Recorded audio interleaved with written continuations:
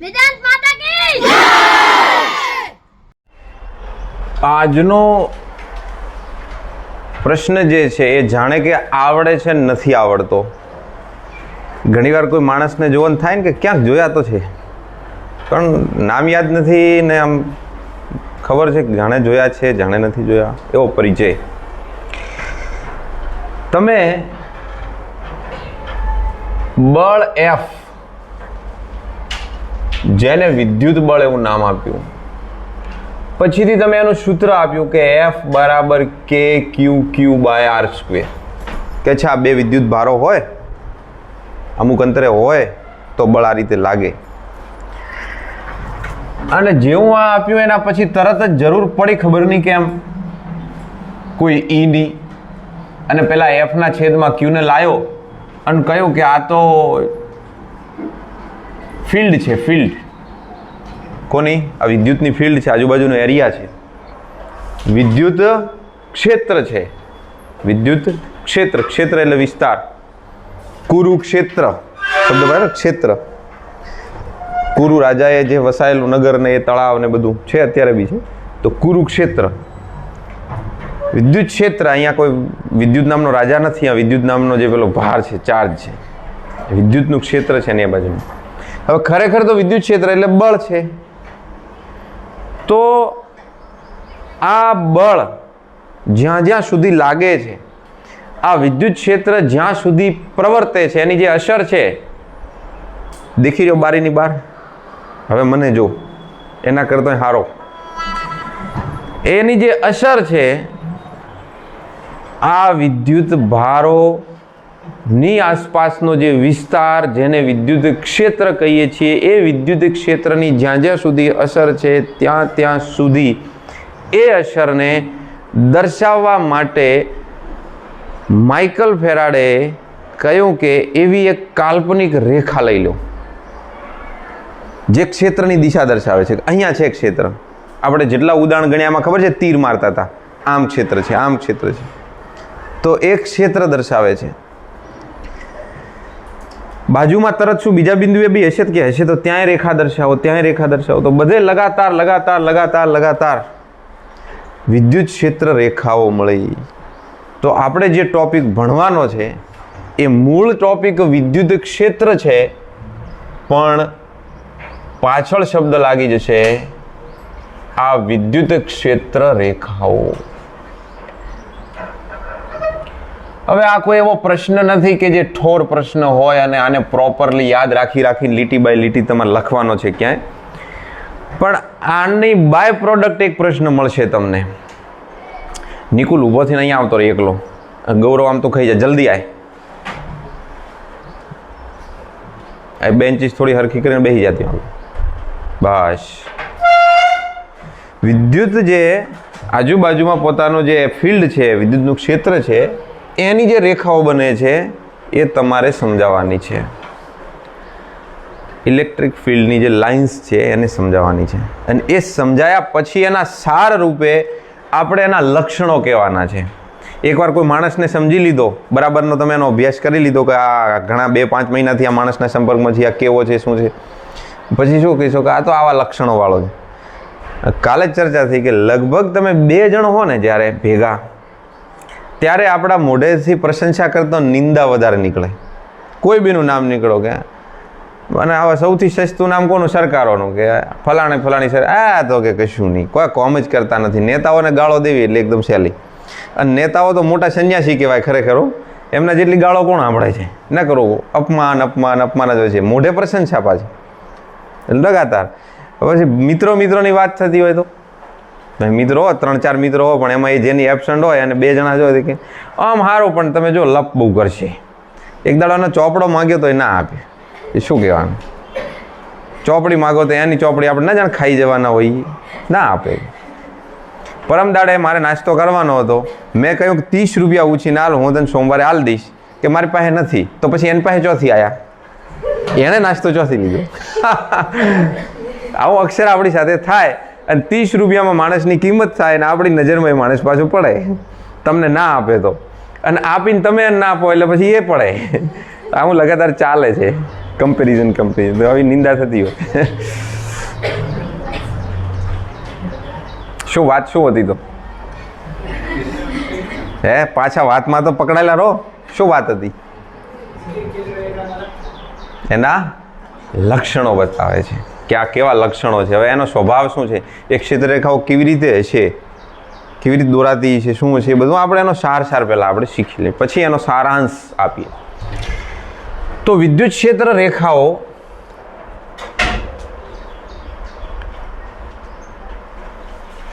વિદ્યુત ભાર કે વિદ્યુત ભાર તંત્રની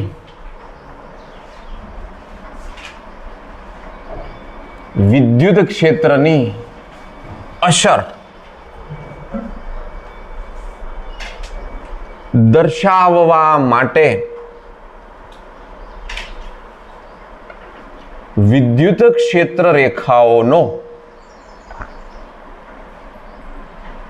ઉપયોગ થાય છે. જો અહીંયા છે ને એક સંજ્ઞાત્મક વાત આવી છે. પહેલા શૂન્યની શોધ થઈ કે ભાઈ ભારતવાળા હોય શૂન્યની, ભારતવાળામાં એક જણની જ વાત છે. કોણે કરી? આર્યભટ્ટનું નામ વારંવાર આવે છે. તો શું આર્યભટ્ટે શૂન્ય આપ્યું એની પહેલાં શૂન્ય હતું જ નહીં?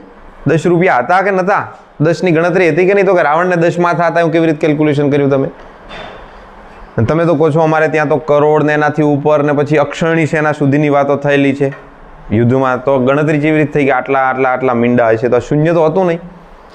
તો શૂન્યની શોધ પહેલાં શૂન્ય હતું કે નહીં? શૂન્ય તો હતું, પણ શૂન્યને આવી રીતે જ દર્શાવાય એ ખબર નથી, સંજ્ઞા નથી.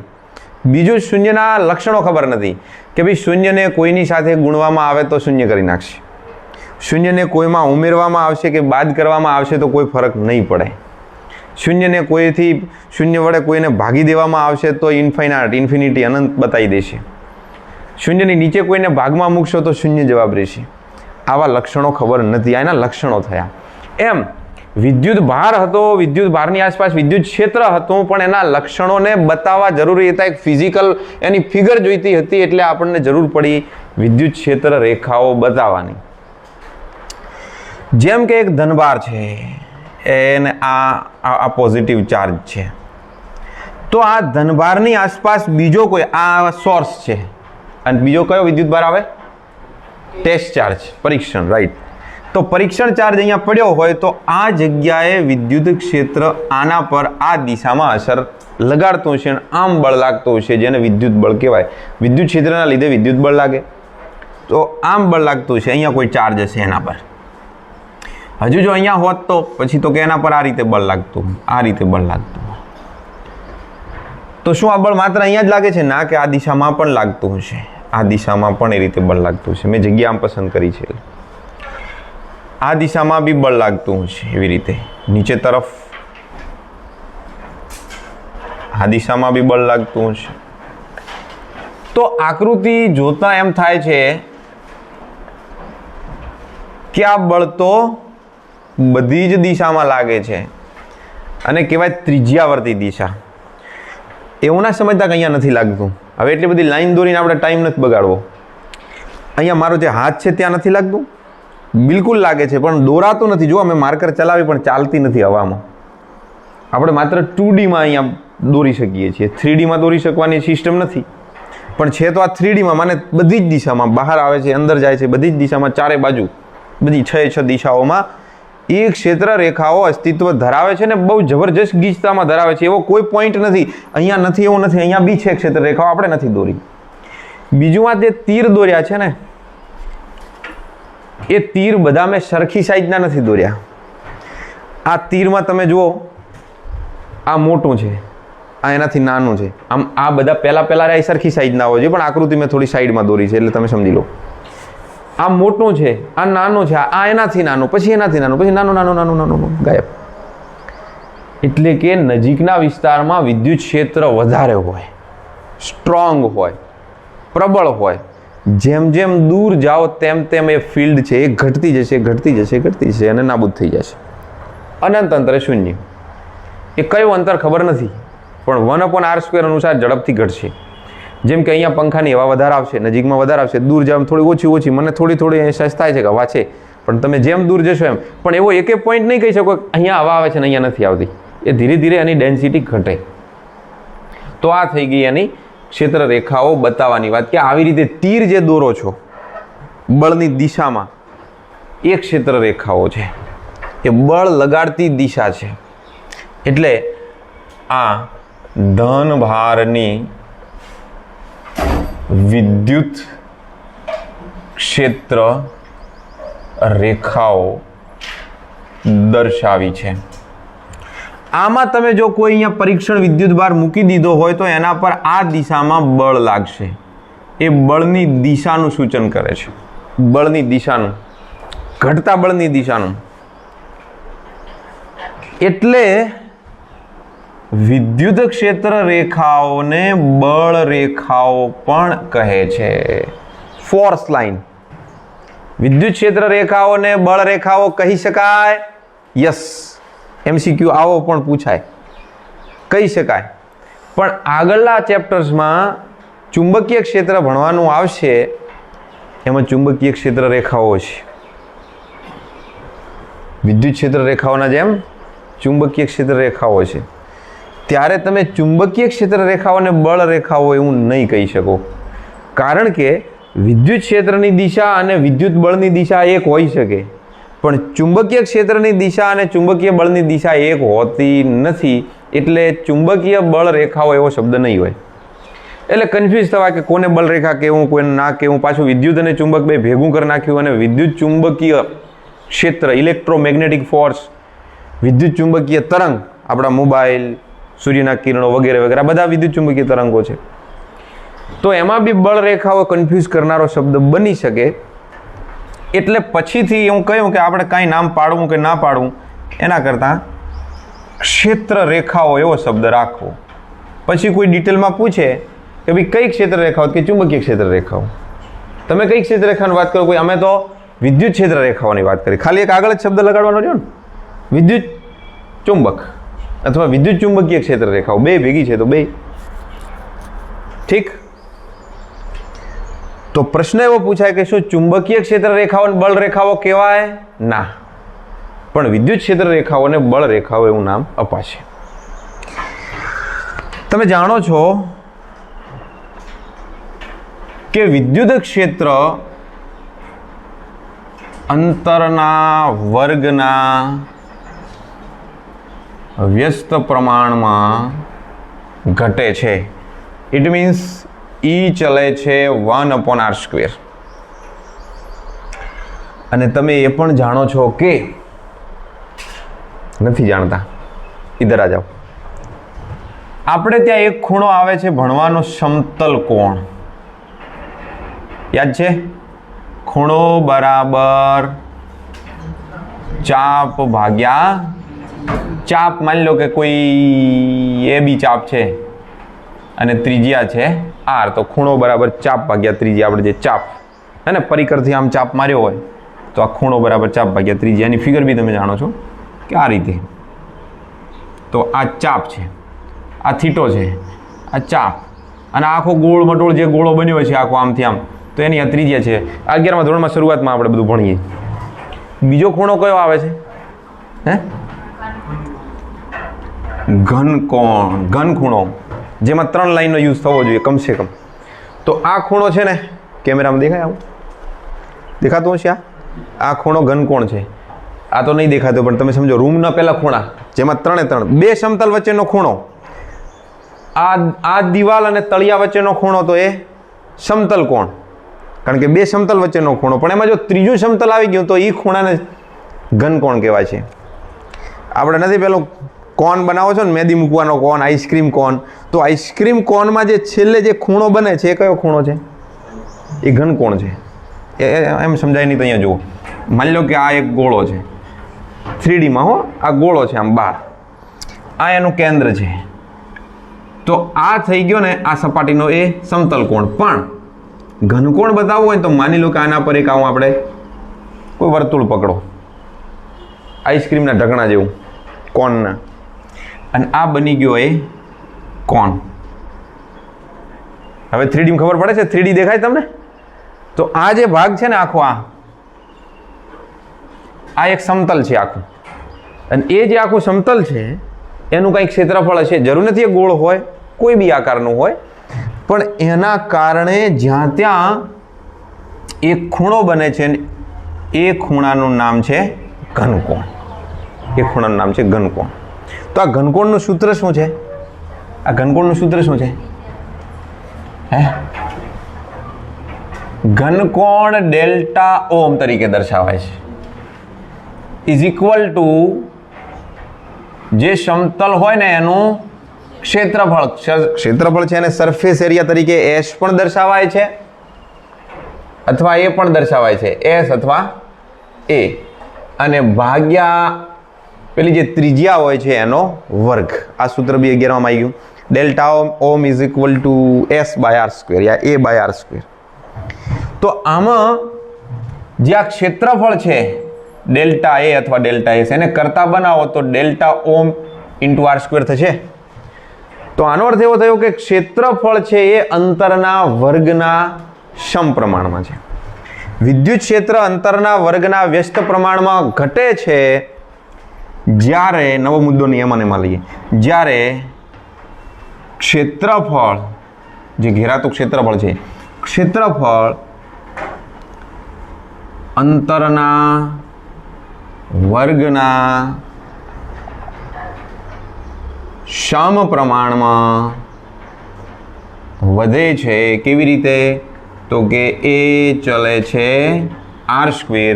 એ હિન્ટ રહી, તમારે લેવી હોય તો તમે લખી નાખજો પછીથી, પણ આ રીતે વધે છે. હવે આ વિદ્યુત ભાર છે તો એ વિદ્યુત ભારનું વિદ્યુત ક્ષેત્ર છે એ અંતર સાથે લગાતાર ઘટી રહ્યું છે, પણ આ વિદ્યુત ભારોને ઘેરતો એક ક્ષેત્રફળ હોય તો અંતર સાથે લગાતાર વધી રહ્યું છે. લગાતાર વધી રહ્યું છે. જેમ કે તમે પહેલા આટલા વિસ્તારમાંથી જેટલી ક્ષેત્ર રેખાઓ નીકળતી હતી અને તમે આવડી જ એક નાની જ રિંગ વડે તમે કંટ્રોલ કરી શકતા હતા કે આટલી રિંગની અંદર આ 5-10 ક્ષેત્ર રેખાઓ આવી ગઈ. હવે એટલી ને એટલી ક્ષેત્ર રેખાઓ તમારે રાખવી છે એ રિંગની અંદર જ. તો તમે જેમ દૂર જશો એમ તમારે ક્ષેત્રફળ વધારવું પડશે. બડાવો ને વાલા. કેવી રીતે થાય જુઓ.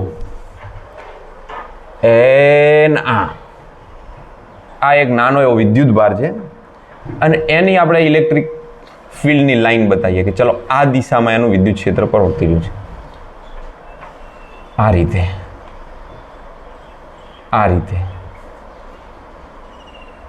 જ્યારે હું આકૃતિ દોરતો હોઉં ને ત્યારે હું કેવી રીતે આકૃતિ દોરું છું ને એ બી તમારે જોવું. ઘણીવાર પછી આકૃતિ દોરતા આવડે નહીં અને પછી તમે લોચા મારતા હો છો. પછી આપણને ખબર છે એવી સૂચના આપવામાં આવે, તમે નાના નથી કે તમારે પેન્સિલથી આકૃતિ દોરવી કમ્પલસરી ના હોય, પણ પેન્સિલથી આકૃતિ દોરવાના ફાયદા એ છે કે ભૂલચૂક પડે તો સુધારો થઈ શકે. જો અમારે આ પેન્સિલ જ છે ને, વધારાનું કાઢી નાખ્યું આપણે. તો માત્ર આટલા એક એરિયાનો બધા હશે તો બધે આવી લાઇન્સ, પણ આટલા એક વિસ્તારમાં આપણે ક્ષેત્ર બતાવ્યું. હવે તમે દેખો કે એક એરિયા એટલો હું બતાવું છું, એ નાનું સર્કલ દેખાય છે, સ્પષ્ટ સર્કલ. બધી લાઈન આટલા એરિયામાં ઘેરાઈ ગઈ. માની લો કે આ જે વિભાગ છે એનું નામ છે P1. P1 પાસે બધી લાઈન્સ એમાંથી પસાર થઈ ગઈ, જેટલી આપણે ક્રિએટ કરી છે આમાં બતાવી છે. અને આ જે અંતર છે બિંદુઓથી P1 સુધીનું અંતર છે, માની લો કે R1. OP1 બરાબર R1. માને આપણી જે ત્રિજ્યા જોઈએ ને અંતર R, અહીંયા લખ્યું ને R, એ અંતર છે R1. હવે જેમ જેમ આ અંતર વધતું જાય એમ તમારા ક્ષેત્ર રેખાઓને કવર કરવી હોય તો પછી મોટો એરિયા જોઈએ. દેખો, મોટો એરિયા જોઈએ છે કે નહીં? રિંગ મોટી થઈ ગઈ, એરિયા વધી ગયો. કેમ વધી ગયો? એ ચલે છે R². અંતર વધશે એમ ક્ષેત્રફળ વધશે, અંતર વધશે એમ એનું ક્ષેત્રફળ વધશે. એટલી જ વસ્તુ કવર કરે. માની લો કે આનું નામ છે P2 અને એ અંતરનું નામ છે OP2 બરાબર R2. તમે મને કહો કે આ જગ્યાએ વિદ્યુત ક્ષેત્ર વધારે છે કે આ જગ્યાએ વિદ્યુત ક્ષેત્ર વધારે છે? સીધી વાત છે કે P1 પાસે વિદ્યુત ક્ષેત્ર વધારે છે. હા, અહીંયા જેટલું ક્ષેત્ર આમાંથી પસાર થાય છે એટલું જ આમાંથી પસાર થાય છે, ગલતી ના થાય. પણ અહીંયા ક્ષેત્ર રેખાઓ લગાતાર દૂર જઈ રહી છે એટલે બંને માટેની સરખામણીમાં આપણે એક સરખું બોક્સ લાવીએ. આ મારો રૂમાલ, બીજું કંઈ મને મળ્યું નહીં. માની લો કે આ નાની એવી રૂમાલ લડી કરી દીધી અને આવું એક ચોરસ ખોખું બનાવ્યું આપણે, એક સ્ક્વેર, અને આમાંથી ક્ષેત્ર રેખાઓ પસાર થાય. હવે આનું આ બોક્સ હું અહીંયા લઈ જાઉં અને આમાંથી જેટલી ક્ષેત્ર રેખાઓ પસાર થાય એમાં સંખ્યામાં કોઈ ફેર ખરો કે પછી સેમ છે? બોલો, આમાંથી કેટલી ક્ષેત્ર રેખાઓ પસાર થશે અને આમાંથી કેટલી થશે? જો હું અહીંયા રાખું આનું, હું સાઈઝ નથી વધારવાની, આમાં તો સાઈઝ વધી ગઈ હતી, વાત સમજો? આમાંથી જેટલી ક્ષેત્ર રેખાઓ પસાર થશે એટલી ને એટલી અહીંયા થશે આમાંથી પસાર, કે ઓછી થશે? કેમ ઓછી થઈ? ક્ષેત્રફળ તો આપણે બદલ્યું જ નથી ને. લો, આ પેલો રૂમાલ દોરી દીધો, આ રૂમાલ દોરી દીધો. માની લો કે આનું નામ છે R અને એનું એ સેમ બોક્સ એવડું ને એવડું અહીંયા, કોઈ બદલાવ નહીં, એનું નામ છે S. તો R માંથી પસાર થતી ક્ષેત્ર રેખાઓની સંખ્યા વધુ છે, S વાળા ક્ષેત્રફળમાંથી પસાર થતી ક્ષેત્ર રેખાઓની સંખ્યા ઓછી છે. કહેવાનો તાત્પર્ય એ છે, ચશ્મા વગર દેખાય છે તો પેર ફટાફટ, ચોજ દંડી હમણાં તૂટી ગઈ. R અને જે S, એમાં R માંથી ક્ષેત્ર રેખાઓ વધારે પસાર થતી હોવાથી R પાસે વિદ્યુત ક્ષેત્ર પ્રબળ છે અને S પાસે વિદ્યુત ક્ષેત્ર નિર્બળ છે. ટૂંકી વાત છે ને આટલી. તો મતલબ શું? સંખ્યા વધારે તો વિદ્યુત ક્ષેત્ર વધારે, સંખ્યા ઓછી તો વિદ્યુત ક્ષેત્ર ઓછું. તો શું આપણે આવું ઘરનું એક સૂત્ર બનાવીએ? કેવું? ક્ષેત્ર રેખાઓની સંખ્યા ચલે છે વિદ્યુત ક્ષેત્ર. મને વધારે સંખ્યા હશે તો વધારે વિદ્યુત ક્ષેત્ર હશે, અથવા વધારે વિદ્યુત ક્ષેત્ર હશે તો વધારે સંખ્યા હશે. બે સેમ વાત છે. વિદ્યુત ક્ષેત્ર રેખાઓની સંખ્યા અને વિદ્યુત ક્ષેત્ર એક સમચલનમાં છે. ઊંડા શ્વાસ લઈને રોકી રાખો થોડી વાર, હું ભલે ભણાઈ જાઉં, કારણ કે પાચન કરવાનું છે અને જેના તેનાથી પાચન ના થાય ફિઝિક્સ છલકી પડે. નાની અમથી વાત આપણા પેટમાં નથી ટકતી, તને ખબર છે કે નહીં ગઈ શરૂઆત કરે ઓલ્યા પેલાને આમ થયું મસાલો ભરભરીને, તો હું ફિઝિક્સને પાચન કરો એ બધી વાતો બહાર ફેંકી નથી, છે જ આવડ્યું નથી, તરત આપણે બકવાસ ચાલુ કર્યો નથી. તો પોતે એકાદ થિયરી તૈયાર કરીને આવ્યા ને તો ક્લાસમાં આવીને હોશિયારી મારવા મળે, તને ઓલી આવડે છે થિયરી, તને ઓલું આવડે છે. પણ હવે નવાઈનું એક તે પહેલી વાર કર્યું જ તૈયાર, એટલે ઓછું બોલવાનું. શક્તિનું પ્રદર્શન અહીંયા નથી કરવાનું, જ્યાં કરવાનું છે ત્યાં કરો એટલે ખબર પડી પીળા કાગળિયા આમ તમારા. હવે બધું આ કેમ કહ્યું? ભલો આ કેમ કહ્યું? કંઈક તો આનો સાર છે. દેખો શું, P1 પાસે ક્ષેત્રફળ શું નામ આપવું છે? S કે A? તો ડેલ્ટા A1 બરાબર આ રહ્યું સૂત્ર, ઉઠાવો ડેલ્ટા ઓમ. આ ખૂણો થોડી બદલાવાનો છે, આ તો જે છે તે રહેશે, એટલે આ અચળ છે. ડેલ્ટા ઓમ ઇન્ટુ R1 સ્ક્વેર. ચલો P2 પાસે ક્ષેત્રફળ, હા, R2 સ્ક્વેર. રેડી? બે ક્ષેત્રફળ થઈ ગયા. આટલા આપણી પાસે ક્ષેત્રફળ છે. હવે આપણે ધારો કે આ જે delta A1 and delta A2 જે આ ક્ષેત્રફળ છે અને આ ક્ષેત્રફળ છે, એ બંનેમાંથી પસાર થતી ક્ષેત્ર રેખાઓની સંખ્યા n, તો કોઈ એકમ ક્ષેત્રફળમાંથી પસાર થતી સંખ્યા n બરાબર કેટલા? ધારો કે આ કેટલી સંખ્યા છે આપણે ગણવી નથી, 1 2 3 4 5 ઘણી બધી હશે, એટલે કલ્પના કરી લો કે n છે, ધારી લીધી. ધારો કે n સંખ્યા એમાંથી પસાર થાય છે, તો જો આ ક્ષેત્રફળ એકમ હોય, કોઈ 1 મીટર સ્ક્વેર હોય, કંઈ બી હોય, તો આ સંખ્યા કેટલી? તો કે n બરાબર n ભાગ્યા ડેલ્ટા a1, આ ક્યાં આગળ? p1 પાસે, એન્ડ p2 પાસે સેમ ટુ સેમ. આનું નામ n1 આપો, આનું નામ n2 આપો, તો n ભાગ્યા ડેલ્ટા a2. બંનેનું અલગ અલગ બતાવવું પડશે ને, એક સૂત્રમાં નહીં મેળાવે. અચ્છા, n ભાગ્યા ડેલ્ટા a1 એટલે ડેલ્ટા ઓમ r1 સ્ક્વેર, અને અહીંયા n ભાગ્યા ડેલ્ટા ઓમ r2 સ્ક્વેર.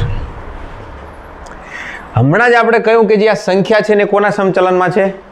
વિદ્યુત ક્ષેત્રના છે. તો આને વિદ્યુત ક્ષેત્રની સંખ્યા, એટલે વિદ્યુત ક્ષેત્ર રેખાઓની સંખ્યાના આધારે વિદ્યુત ક્ષેત્ર કહી શકાય. એટલે આપણે આને E1 માટે વિદ્યુત ક્ષેત્ર, આને પણ શું કહી દઈએ? વિદ્યુત ક્ષેત્ર. કે આના આધારે વિદ્યુત ક્ષેત્ર નક્કી થઈ રહ્યું છે, આના આધારે વિદ્યુત ક્ષેત્ર નક્કી થઈ રહ્યું છે. P1 પાસે આ રીતે ફિલ્ડ છે અને P2 પાસે આટલી ફિલ્ડ છે, એટલે તમે કહી દો કે E1 ભાગ્યા E2, આ છે E1, આ છે E2. તો E1 ની કિંમત n upon delta ohm r1 square, n upon delta ohm r2 square. ये गया काम से, ये गया काम से, ये गया काम से. अंशनो छेद छेदमां जाए અને છેદનો છેદ અંશમાં જાય. માને E1 ભાગ્યા E2 બરાબર R2 ભાગ્યા R1 નો સ્ક્વેર. ઊંધું થયું ને? તો આનો અર્થ શું થયો? E ચલે છે 1/r સ્ક્વેર. ક્યારનો હું તમારું મગજ ખાઉં છું, અને એ એટલા માટે, માત્ર એટલા માટે કે વિદ્યુત ક્ષેત્ર છે એ અંતરના વર્ગના વ્યસ્ત પ્રમાણમાં હોય છે, એ સાબિત કરવા માટે. તમને વિશ્વાસ આવે કે હું સાચું બોલું છું એમ? હવે આવ્યો વિશ્વાસ? કે કોઈ પણ રીતે આપણે શું પ્રૂવ કર્યું કે હા, વિદ્યુત ક્ષેત્ર અંતરના વર્ગના વ્યસ્ત પ્રમાણમાં છે, એ સિદ્ધ થાય છે અહીંયા આગળ ઓલા નિયમનો ઉપયોગ કરીને. સમતલ કોણ ઘનકોણ, સમતલ કોણની જરૂર નથી, ઘનકોણનો ઉપયોગ કરીને. તો વિદ્યુત ક્ષેત્ર અંતરના વર્ગના વ્યસ્ત પ્રમાણમાં છે, એટલે તમે કહી શકો છો કે અહીં જે વિદ્યુત ક્ષેત્ર છે ને, એનું મૂલ્ય, આ ભાઈ હિન્ટવાળું બધું ભેગું ના કરી દેતા હો. અને તમારે કાંઈ લખવું ના લખવું તમારી મરજી છે, આ બહુ લખવા લાયક એવું નથી. હું કીધું, હું સમજાવી રહ્યો છું. જે R પાસે, એનું મૂલ્ય R પાસે વધુ અને S પાસે ઓછું છે. શું કારણ છે? કારણ કે ત્યાં ક્ષેત્ર રેખા કેવી છે? ઓછી છે. પેલા S માંથી ક્ષેત્ર રેખાઓ ઓછી પસાર થાય છે, જ્યાં લાઈન વધારે પસાર થતી હોય. હવે માની લો કે આમ વિદ્યુત ક્ષેત્ર રેખાઓ જે રહી છે ને, એને લંબ રૂપે તમે કોઈ સમતલ મૂક્યું, એમાંથી ક્ષેત્ર રેખાઓની સંખ્યા વધારે પસાર થતી હશે તો વિદ્યુત ક્ષેત્ર વધારે છે એવું કહેવાશે. આટલો સાર, આટલો સાર, આટલો સાર. ઠીક? આમાં કંઈ નોટ કરવું નથી ને તમારે? આટલી જગ્યા ખાલી કરીએ. જુઓ જુઓ જુઓ જુઓ, અને પછી કરવું હોય તો લેક્ચરમાં જોઈ લેજો, ખાલી તમારે ઠીક ઠીક લાગે. અચ્છા, તો વિદ્યુત ક્ષેત્ર રેખાઓ બળ રેખાઓ છે. વિદ્યુત ક્ષેત્ર રેખાઓ બળની દિશા દર્શાવે છે. વિદ્યુત ક્ષેત્ર રેખાઓ આમ લીટી સ્વરૂપે બતાવે, આગળ તીર મૂકવાનું, આટલી તો ખબર છે. તો હવે ધન ભાર હોય તો, ઋણ ભાર હોય તો, ધન અને ઋણ ભેગા હોય તો, તથા ધન અને ધન અથવા ઋણ અને ઋણ હોય તો ક્ષેત્ર રેખાઓ દર્શાવો. કેવી રીતે દર્શાવીએ? એના એક ચાર્જ છે. બોલો, આ કયો ચાર્જ છે? જોઈને કહી શકો?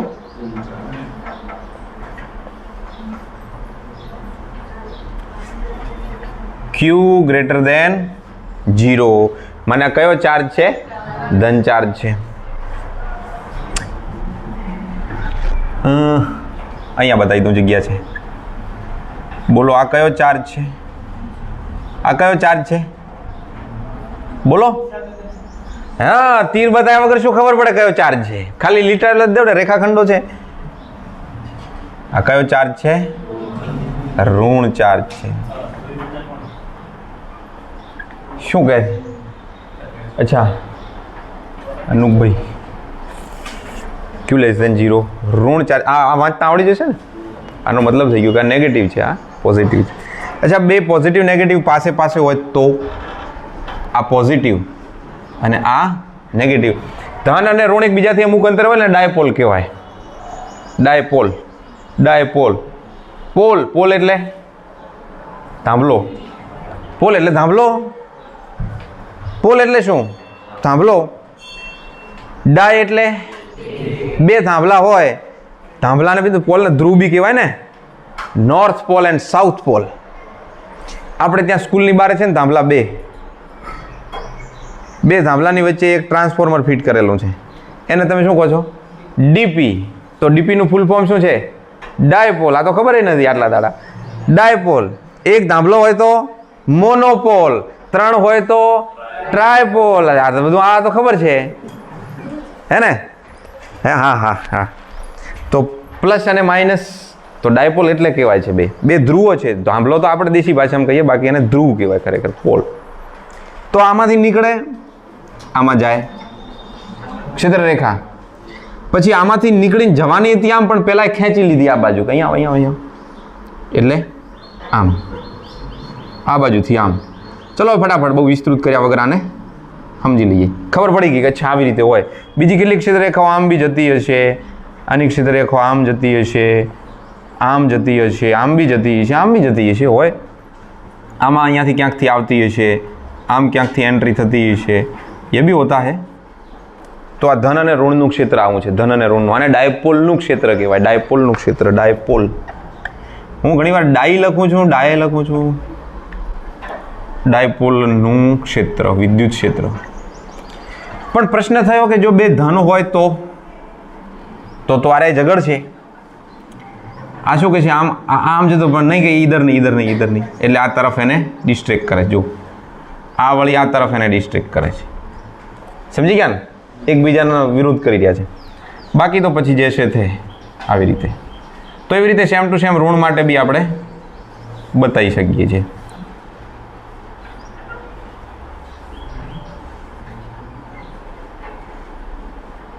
ચલો છોડો.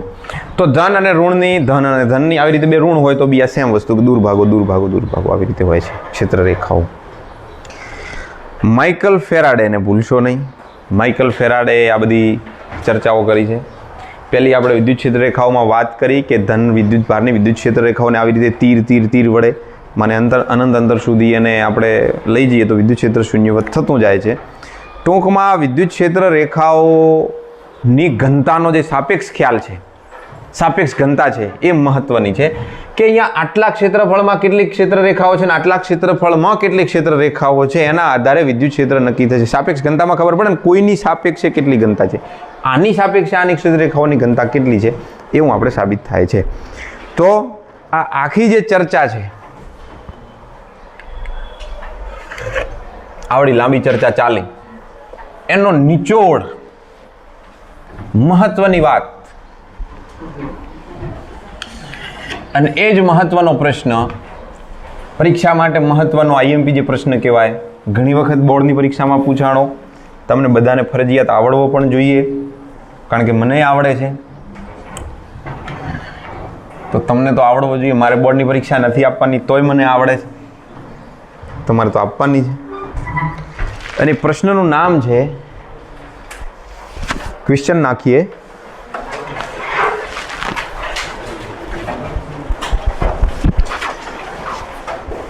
વિદ્યુત ક્ષેત્ર રેખાઓની લાક્ષણિકતાઓ. વિદ્યુત ક્ષેત્ર રેખાઓની લાક્ષણિકતાઓ.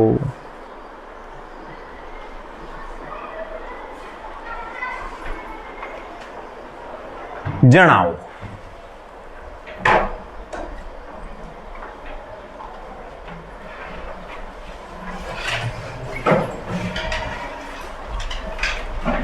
તમે સાથે સાથે લખવું હોય તો લખી શકો, છૂટ છે. પણ હું લખતા લખતા કોઈ ટાઈપિંગ મિસ્ટેક કરું તો એ તમારા ઉપર, તમારે ચેક ચાક થશે, અને મારી આદત છે. તો જવાબ છે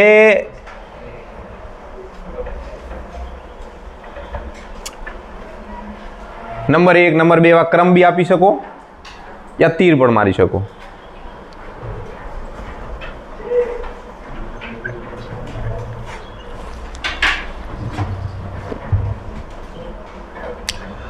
ચલો, પહેલો મુદ્દો, વિદ્યુત ક્ષેત્ર રેખાઓ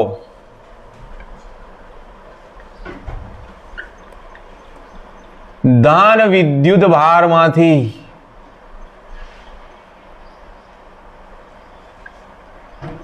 ઉદ્ભવે અને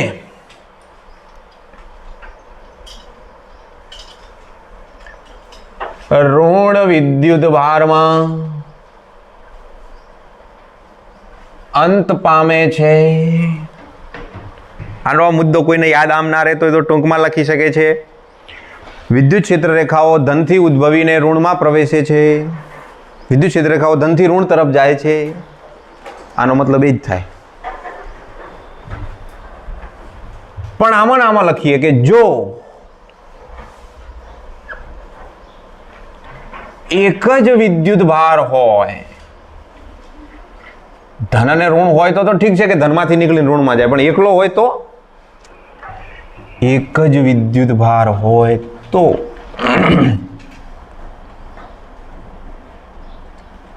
ક્ષેત્ર રેખાઓ અનંતે આરંભે કે અંત પામે છે. અંત પામે છે. અંત પામે છે. યહાં દેખો, માની લો કે એકલો પ્લસ ક્યુ છે તો આની ક્ષેત્ર રેખાઓ નીકળી. આના માટે આ કોઈ અનંત અંતર, એ અનંત અંતરે એ અંત પામશે. એકલો છે એટલે હવે ક્યાં જશે? ઋણ તો છે એની પાસે, એટલે અનંત સુધી ચાલી જશે ને ક્યાંક અંત પામી જશે. અને જો માની લો કે આ નેગેટિવ હોય તો ક્યાંકથી આવતી હશે, ક્યાંય અનંત અંતરથી આ ક્ષેત્ર રેખાઓ આવતી હશે ઋણ તરફ. તો અનંતે આરંભે, કોઈ અનંત જગ્યાએ એનો ઉદ્ભવ થયો છે, કોઈ ધનભાર હશે ત્યાંથી આવી હશે કદાચ, એવું માનીએ. જે માનવું એ માનો, અંદર તરફ આવે છે એ નક્કી છે. તો વિદ્યુત ક્ષેત્ર રેખાઓ જો એકલો વિદ્યુત ભાર હોય તો અનંતે આરંભ પામે છે અથવા અનંત જગ્યાએ અંત પામે છે. મુદ્દો નંબર 2,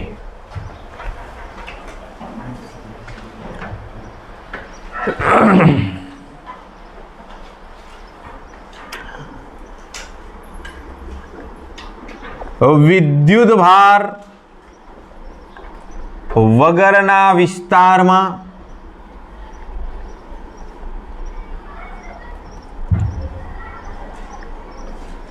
વિદ્યુત ક્ષેત્ર રેખાઓને વચ્ચેથી તૂટ્યા વગરના સતત વક્રો તરીકે ગણી શકાય. તૂટ્યામાં આવું આવે, હરસ્વાઉ દર્ઘાવ શું કહેવાય? આ દીર્ઘવ કહેવાય કે રસ્વાઉ કહેવાય? મારા બાપુની દીકરી બેન હતી ને રમીલા, તો અમે બધા ભેગા ભણવા જતા. ખબર 3-4 ભાઈ બેન. નાના હોય ત્યારે તો શું, તમે ગર્લ્સ છો બોયઝ છો, બધા ઠબુક થતા થેલા લટકાઈને જઈએ. અને ત્યાં આગળ સ્કૂલમાં તો એણે છે ને નિબંધ લખ્યો, રમીલાએ નિબંધ લખ્યો. તે રમીલાએ નિબંધ લખ્યો ને તો એમાં લખ્યું બધું સતત. હવે માની લો કે આપણે અહીંયા આ પૂર્ણ વિરામ મૂક્યું ને, અહીંયા અટક્યા ફકરો, એને કાંઈ નહીં, બધું સતત લખ્યા જ કર્યું, સતત લખ્યા કર્યું એમ. ભારત મારો દેશ છે ને મારા દેશનું નામ ભારત છે ને ભારત મારો દેશ છે, પણ સતત ચાલ્યા જ કર્યું. પછી પૂર્ણ વિરામ નહીં. તો પેલા સુરેશભાઈ સાહેબ હતા, સુરેશભાઈ પટેલ, સાહેબ વાંચ્યા જ કરે. સાહેબ આમ શ્વાસ ચડી ગયો એવી એક્ટિંગ કરવા મળ્યા. તમને ખબર છે મને કેમ શ્વાસ ચડી ગયો છે? કારણ કે રમીલાએ પૂર્ણ વિરામ મૂક્યું નથી, મારે અટકવું ક્યાં? એટલે અમને પાછું સાચું લાગ્યું કે અચ્છા પૂર્ણ વિરામ મૂકો ત્યાં અટકીને શ્વાસ લેવાનો હોય, અને ખરેખર એવું જ હોય છે ને. તો સાહેબને બિચારાનો શ્વાસ ચડી ગયો છે બહુ ભોળપણમાં ત્યારે. અને એ વખતે નિબંધમાં સાહેબે તૂટ્યા એવું રાઉન્ડ બી મારેલું. ત્યાં તૂટ્યા આમ ના લખાય, આમ અમે લખ્યું હતું, બોલ્યું. એ તો હજી તોય ના જ આવડ્યું. સતત વકરો ગણે. પ્રાથમિકની વાતો તો અજીબ છે. બધા છોકરાઓ બેગ લે, વચ્ચે એક ફેશન નીકળી, બધા પેટી લઈને આવે. પેટી લઈને, તમે કલ્પના કરો તમે લોકો પેટી લઈને ભણવા આવો છો આવડી સાઈઝની. અમે લોકો પેટી લઈને ભણવા ગયેલા. બોલો, પેટીની અંદર સરસ મજાના એક બાજુ પુસ્તક ને નોટ ને બધી વસ્તુ મૂકેલી. પેટીના બે ફાયદા, એક તો વસ્તુ જળવાય, પછી બધા તાળો લાવ્યો અંદર, બહુ જોખમી ખજાનો અમારો, આવડી ચાવીને તાળો. એને પાછા તોડવાવાળા હેકર હોય, પેલું પરિકરથી તોડી નાખે તાળો, પછી આમ કચુક દિન ખુલે, આમ કરો એટલે બંધ થાય. જોયે છે તાળા? જોયા તમે? પછી અંતાક્ષરી રમે એટલે પેટી વગાડવા થાય. કોઈની પેટી ઉપર કોઈએ પગ મૂક્યો હોય તો ફરિયાદ જાય, આ એક ધબડાટી બોલી ગઈ હોય એટલામાં મારી પેટી ઉપર.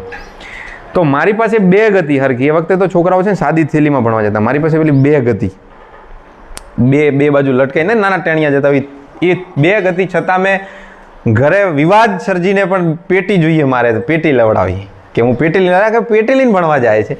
હવે અત્યારે એ વખતના ફોટોગ્રાફ છે ને કે છોકરાઓ પેટી લઈને ભણવા જઈ રહ્યા છે. શું ટાઈમ હતો! અત્યારે સારો ટાઈમ છે, એવું ના માનશો કે દુઃખી છીએ. વિદ્યુત ભાર વિહીન વિસ્તારમાં વિદ્યુત ક્ષેત્ર રેખાઓને જ્યાં, હા, વિદ્યુત ક્ષેત્ર રેખા જઈ રહી છે ક્યાં પણ ત્યાં અન્ય કોઈ વિદ્યુત ભારની હાજરી નથી, અને આ ક્ષેત્ર રેખા આમ જઈ રહી છે, તો જતા જતા એને ક્યાંક જવું છે તો વળાંક લઈ શકે છે. એનો ના નથી, એટલે વક્ર બતાવી શકો છો. અચાનક ટન ના મારી દે તમારા બાઇકના જેમ, આમ આવી ક્ષેત્ર રેખા ના હોય. એ બહુ એટલે બહુ સભ્યતાપૂર્વક વળાંક લે છે, ટ્રેનના જેમ, ગમે એમ આમથી આમ ન ફરે. તો આ રીતે ક્ષેત્ર રેખા જતી હોય અને અચાનક અહીંયા તૂટી ગઈ, કે આ ક્ષેત્ર રેખા જો કે ખતમ થઈ ગઈ, નથી હવે આગળ નથી, અથવા તો અહીંયા ખતમ થઈ ગઈ ને અહીંયા વળી ચાલુ થઈ ગઈ, કે સિગ્નલ નથી આવ્યું, એવું ના હોય.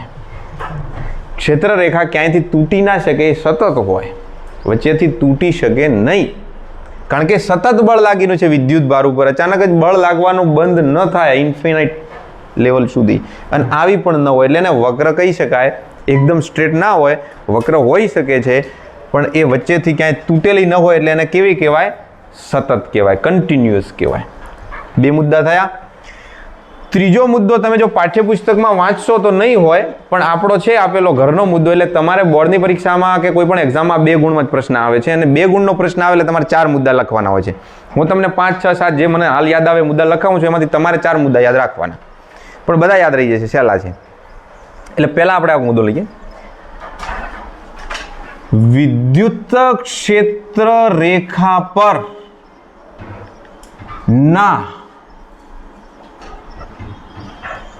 કોઈ પણ બિંદુએ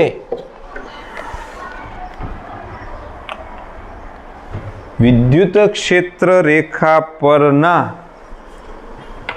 કોઈ પણ બિંદુએ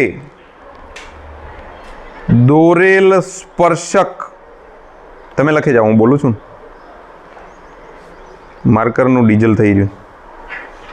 દોરેલ સ્પર્શક તે બિંદુ પાસે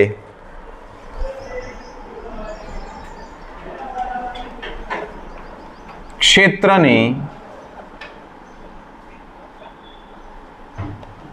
દિશા દર્શાવે છે.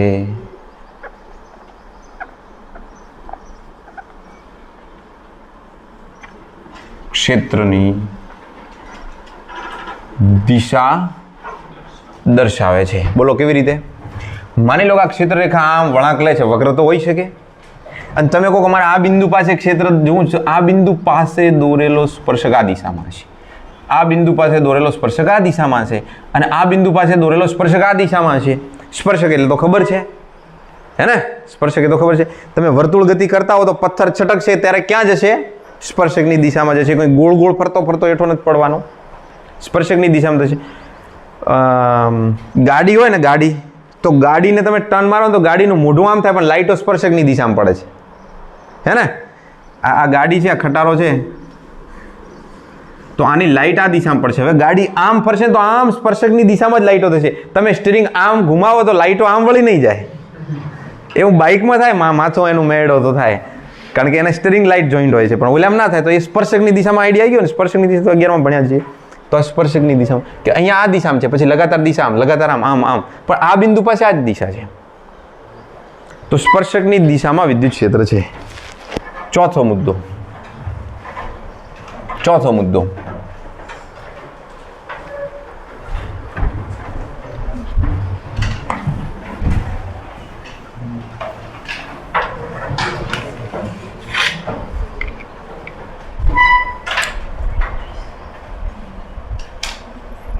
સ્થિત વિદ્યુત ક્ષેત્ર રેખાઓ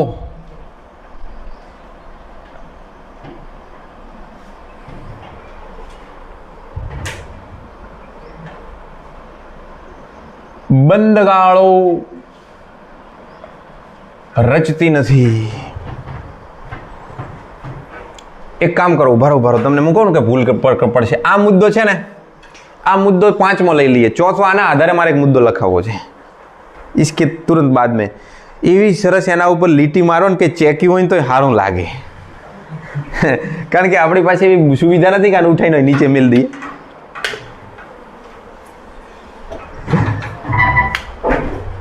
આના આધારે મુદ્દો લખીએ. પછી ચોથો એ તો લખશું. આના આધારે લખીએ. ચોથો મુદ્દો, બે વિદ્યુત ક્ષેત્ર રેખાઓ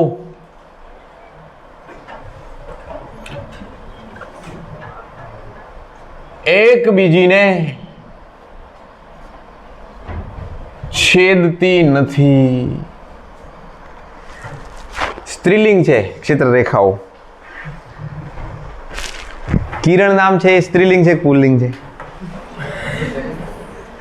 બતાવો. આમાં છે કોઈ નામ કિરણ? કોઈ નથી ને? તો ચર્ચા થઈ જાય. કિરણ છે મેલ છે ફિમેલ છે? બંનેમાં આવે. હવે માની લો કે જે છોકરાની સગાઈ કરી કન્યાનું નામે કિરણ હોય ને એનું નામ કિરણ હોય તો કિરણ સંકિરણ એવું થાય કે નહીં? કિરણ શું છે? હવે આપણે સૂર્યનું કિરણ આવ્યો કે સૂર્યની કિરણ આવી? આવ્યું. હકીકતમાં એ નપુંસકલિંગ છે. છતાં આપણે બેમાં ચાલે છે. એટલે બેમાં ચાલે. બે વિદ્યુત ક્ષેત્ર રેખાઓ એકબીજીને છેદતી નથી. પણ માની લો કે છેદે. જો છેદે તો કેમ નથી છેદતી એનું કારણ તરત આપ્યું. જો છેદે તો છેદન બિંદુએ બે દિશામાં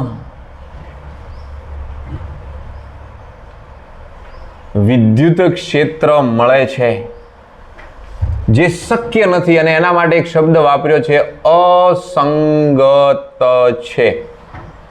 આવો નવો પ્રશ્ન સ્વાધ્યાયમાં પૂછાશે કે બે ક્ષેત્ર રેખાઓ એકબીજાને કેમ છેદતી નથી, ત્યારે હું આ લીટી નહીં લખાવું, બીજી લીટી લખાવીશ. એટલે તમારે બેમાંથી જે ઠીક લાગે લીટી લખવાની. પણ નથી છેદતી. જો એક ક્ષેત્ર રેખા આમ જઈ રહી હતી આ વિદ્યુત ભારની, અને બીજી ક્ષેત્ર રેખા આમ ના જાય કોઈ દાડો. એકના એક વિદ્યુત ભાર બીજા વિદ્યુત ભારની ક્ષેત્ર રેખાઓ આવે એનો આપણને વાંધો નથી. એની નાની વાત છે. આ એક ફિલ્ડની ક્ષેત્ર રેખાઓ આપસમાં નથી ટકરાતી. એટલે આ થયું છેદન બિંદુ. હવે આ જગ્યાએ વિદ્યુત ક્ષેત્ર આ છે અને આ જગ્યાએ આનો સ્પર્શક આમ મળે છે. બે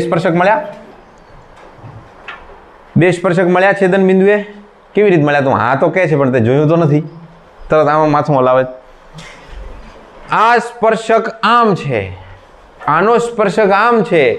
એ જ ધનભારની બે ક્ષેત્ર રેખાઓ એકબીજાને છેદી નાખવાથી આ બિંદુ પાસે એક જ વિદ્યુત ભારનું વિદ્યુત ક્ષેત્ર બે અલગ અલગ દિશામાં ના હોય. વિદ્યુત ક્ષેત્ર તો એક વિદ્યુત ભારનું કોઈ એક દિશા તો બતાવે એ જગ્યાએ, ફાઇનલ દિશા તો હોય. તો આ શક્ય જ નથી ને. એટલા માટે બે ક્ષેત્ર રેખાઓ એકબીજીને છેદતી નથી. હવે ઓલો મુદ્દો હમણાં આપણે લખીને કાઢી નાખ્યો તો શું હતો? આટલું જલ્દી તમને યાદ રહે છે? સ્થિત વિદ્યુત ક્ષેત્ર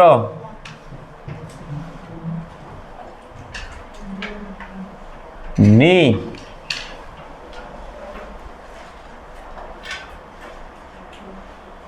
ક્ષેત્ર રેખાઓ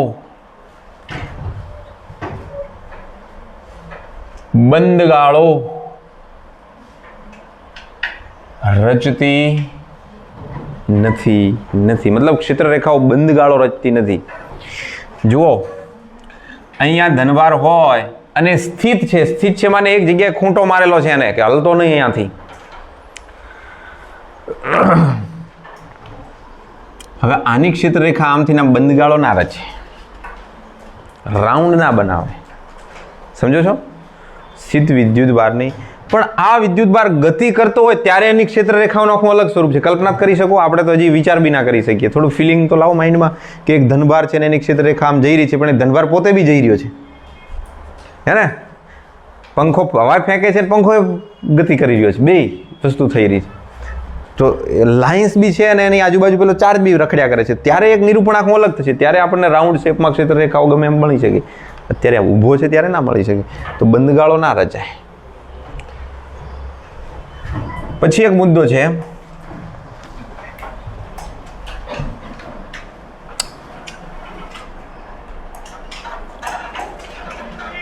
નિયમિત અથવા સમાન વિદ્યુત ક્ષેત્ર દર્શાવતી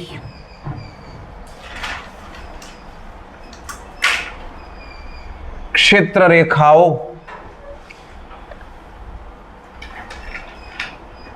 એકબીજાને સમાંતર પેરેલલ અને સમાન અંતરે રહેલી હોય છે. સમાન વિદ્યુત ક્ષેત્રની ક્ષેત્ર રેખાઓ એન આવી હોય. આ જુઓ, આવી રીતે હોય.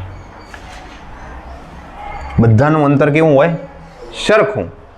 અંતર વધારે ઓછું ના હોય અને સમાંતર હોવી જોઈએ. આ ક્ષેત્ર કેવું? આ અનિયમિત અને આ નિયમિત. આ અનિયમિત આગેવાન અને આ તારા મામા આગેવાન છે, તો આગેવાન. આ અનિયમિત, આ નિયમિત. આકૃતિ પરથી જ ખબર પડવી જોઈએ. હજી એક મુદ્દો એડ કરી દો. ચલો, યાદ આવ્યો? યાદ આવ્યો? ના આવ્યો તો ના લખાવો. 7મો પ્રશ્ન, 7મો વિકલ્પનો મુદ્દો 7મો.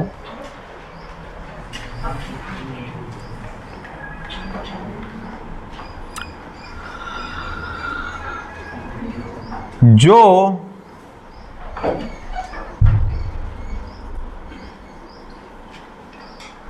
વિદ્યુત ક્ષેત્ર પ્રબળ તો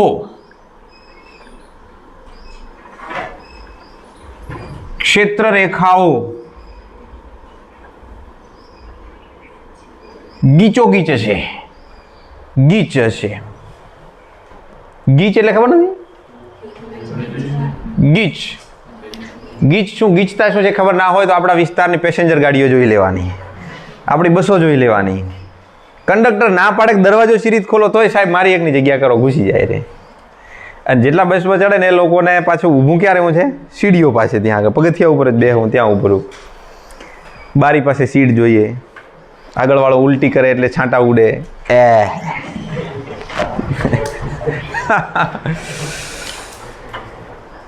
જો ક્ષેત્ર પ્રબળ તો ક્ષેત્ર રેખાઓ ગીચ હશે અને નિર્બળ ક્ષેત્રની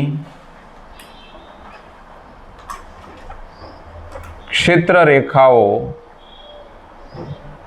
પ્રમાણમાં દૂર છે. આ શબ્દો આપણે વાપર્યા ને એવા વાપરવા જરૂરી નથી. એવું પણ કહી શકો છો કે પ્રબળ વિદ્યુત ક્ષેત્રની ક્ષેત્ર રેખાઓ નજીક હોય છે અને નિર્બળ વિદ્યુત ક્ષેત્રની ક્ષેત્ર રેખાઓ દૂર હોય છે અથવા ઓછી ગીચ હોય છે.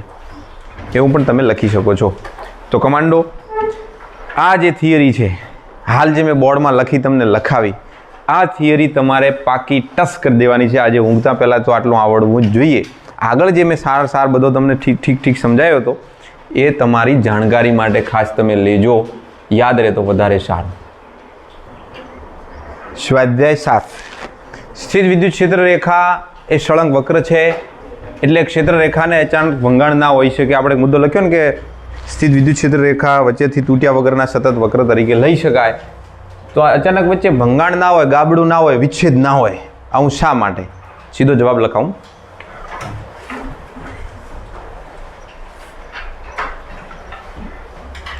વિદ્યુત ક્ષેત્ર રેખા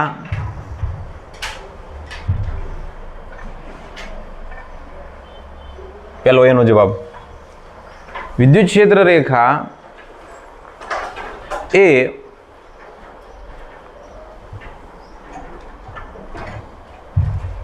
બળ રેખા છે.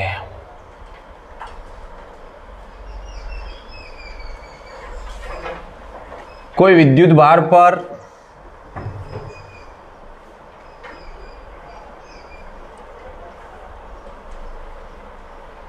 લાગતું વિદ્યુત બળ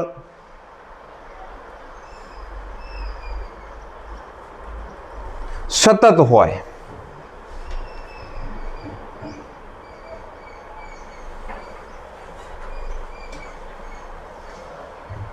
તેથી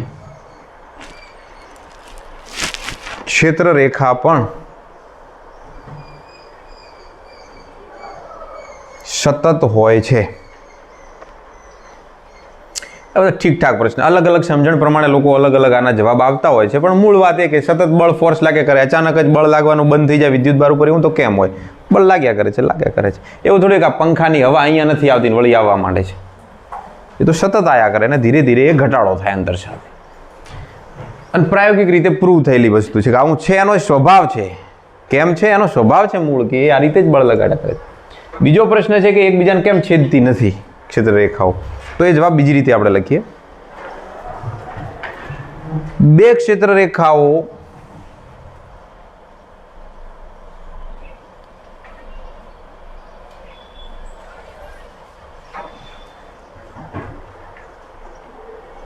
એકબીજાને છેદતી નથી.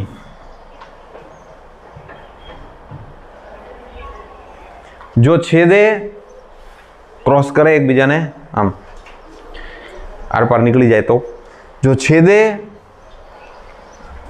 તો છેદન બિંદુએ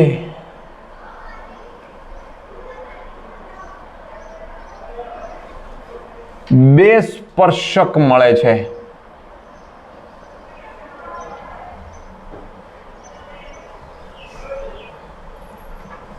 જે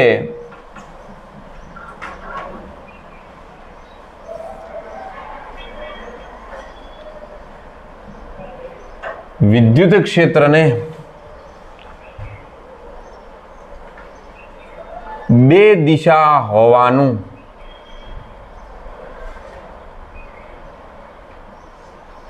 સૂચન કરે છે.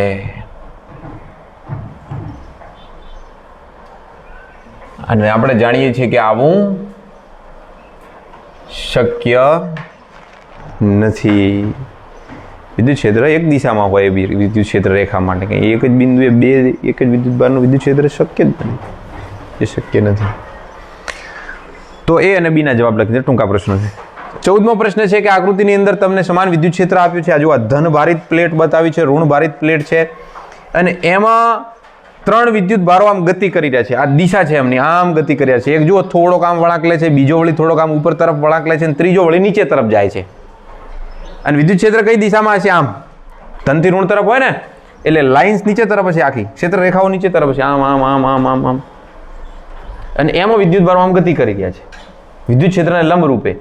વિદ્યુત ક્ષેત્રને લંબ રૂપે ગતિ કરતા કરતા બે જણા છે ને ઉપર તરફ જતા રહ્યા છે ને એકાદ નીચે ગયો છે. આમના ચિહ્ન આપો. ચિહ્ન આપો એટલે આમાંથી કયા ધન છે ને કયા ઋણ છે બતાવીએ. આ 3માંથી કોણ ધન હશે ને કોણ અને કેવી રીતે હશે? શું લાગે છે તમને? પહેલો બીજો ઋણ હશે. કેમ ઋણ હશે? ઉપર ખેંચાઈ ગયા, ધન તરફ ખેંચાઈ ગયા ને, આમ ગતિ કરતા એમનું આકર્ષણ ક્યાં થયું? ધન તરફ. તો આ બે કેવા હશે? નેગેટિવ હશે. અને આ કેવો હશે? પોઝિટિવ. તો પહેલો તો એ જવાબ લખી દઈએ. 14માનો આન્સર.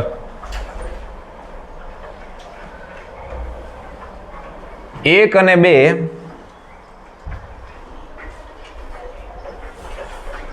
ધન પ્લેટ તરફ આકર્ષાય છે, તેથી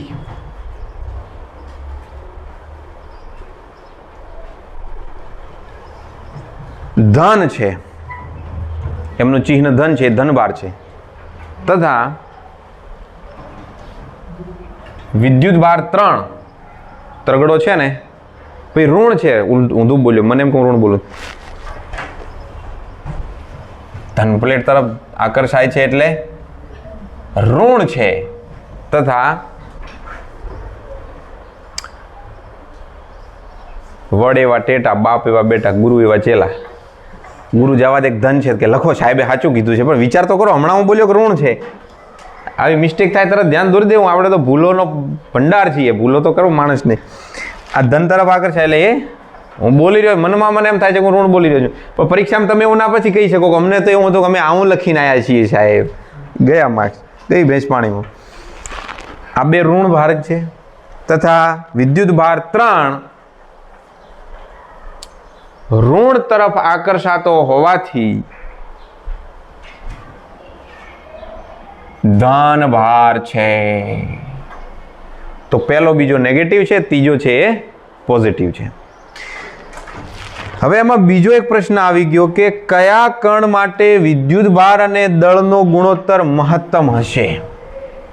વિદ્યુત ભાર અને દળનો ગુણોત્તર એટલે Q/m અથવા E/m. એક મુદ્દો આગળ ભણવાનો આવે છે, છતાં હાલ તમે ક્યાંક અલગ જગ્યાએ લખી નાખો. વિદ્યુત ભાર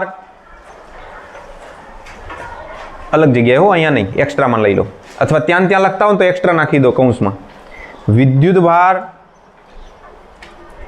E અને તેના દળ M ના ગુણોત્તરને વિશિષ્ટ વિદ્યુત ભાર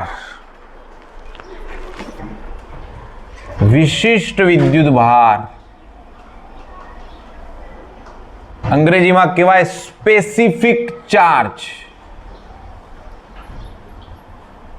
E/m કહે છે. સ્પેસિફિક ચાર્જ છે, એનો વિશિષ્ટ વિદ્યુત ભાર છે. દળના આધારે એનું મૂલ્ય નક્કી કરીએ છીએ. તેનો એકમ શું થશે?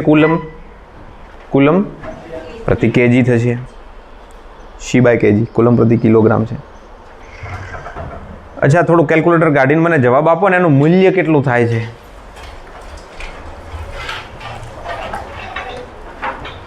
મૂલ્ય કેટલું થાય છે? હે, હા, કિંમત દળ મૂકો, ઇલેક્ટ્રોનનો દળ મૂકો.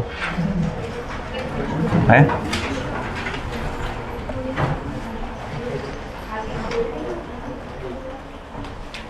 બતાવો.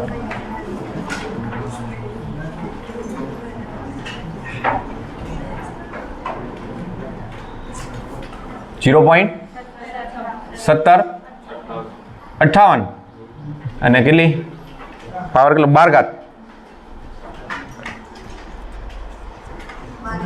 12 ઘાત છે. આપણે 11 ઘાત કરી હતી. 1.75811011 અથવા 1.8 10 ની 11 ઘાત કુલંબ અપોન કિલોગ્રામ. તો આ સ્પેસિફિક ચાર્જ ઇલેક્ટ્રોનનો છે. પ્રોટોનનો હોત તો આ ઇલેક્ટ્રોનનો છે, જે ઇલેક્ટ્રોનનો વિશિષ્ટ વિદ્યુત ભાર છે. અચ્છા, તમને ક્વેશ્ચન આપી દઉં છું, તમે શોધી લેજો. પ્રોટોનનો વિશિષ્ટ વિદ્યુત ભાર કેટલો એ તમે નક્કી કરી લેજો. હવે ટાઈમ ના બગાડીએ, ચલો પાછા આવો. એ ટાઈમ મળશે લખવાનો. અહીંયા જો, તો પ્રશ્ન છે કે કયા કણ માટે વિદ્યુત ભાર અને દળનો ગુણોત્તર મહત્તમ હશે? હવે આ ત્રણેયમાંથી આપણને ખબર નથી કે આ એક્ઝેક્ટલી કેટલો વિદ્યુત ભાર છે. તમે એમ કહી શકો કે આ નેગેટિવ છે, ઇલેક્ટ્રોન છે અને આ પ્રોટોન છે, એવું તમે કહી શકો, બરાબર છે, પણ આપણને ખબર નથી ને કે કેટલા ઇલેક્ટ્રોન છે યા કેટલો આનો એક્ઝેક્ટલી મૂલ્ય કેટલું છે ચાર્જનું. તો એના માટે આપણે બીજો તરીકો અપનાવીએ છીએ. x બરાબર v0t પ્લસ 1/2 at². આ સ્થાનાંતર છે, એમાં પ્રારંભિક વેગ 0 લઈએ ત્યારે 1/2 at² પ્રમાણે x બરાબર 1/2 at² થાય. એક આ સૂત્ર છે. અને બીજું સૂત્ર આપણી પાસે છે, કાલે જ જોયું, f બરાબર ma અને f બરાબર qe. આના પરથી ma બરાબર qe, તો a બરાબર, હું તો તમને સલાહ આપું કે હવે પ્રવેગનું સૂત્ર હું પાકું કરી નાખો qe/m અથવા e/m. તો એના પદમાં આપણે qe લખો અથવા e/m લખો. આ કિંમત છે સમીકરણ 1 ની, એમાં આ સમીકરણ 2 મૂકો.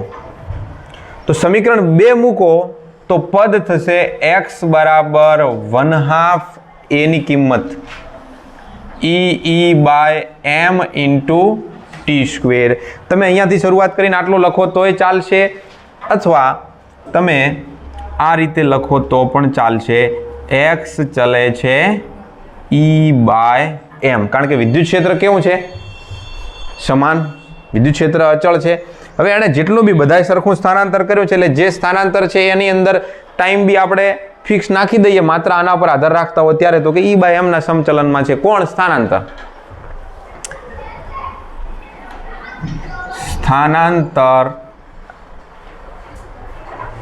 x ચલે છે e/m. જેનો ગુણોત્તર મોટો એનું સ્થાનાંતર વધુ, એનાથી ઉલટું, જેનું સ્થાનાંતર વધુ એનો e/m ગુણોત્તર સ્પેસિફિક ચાર્જ વધુ હશે. આ ત્રણમાંથી કોણે વધારે ડિસ્પ્લેસમેન્ટ કર્યું છે? આ ત્રણમાંથી જે વધારે વિચલિત થઈ ગયો છે, વધારે પોતાનું ડિસ્પ્લેસમેન્ટ કર્યું છે, એ કોઈ આકૃતિમાં છે? આણે કર્યું છે. આ 3 નંબરનું સ્થાનાંતર હોય છે. અહીં વિદ્યુત ભાર 3 માટે સ્થાનાંતર વધુ છે, તેથી e/m પણ મોટો છે, મોટો છે, મોટો છે. કૃષ્ણ કનૈયા કી જય.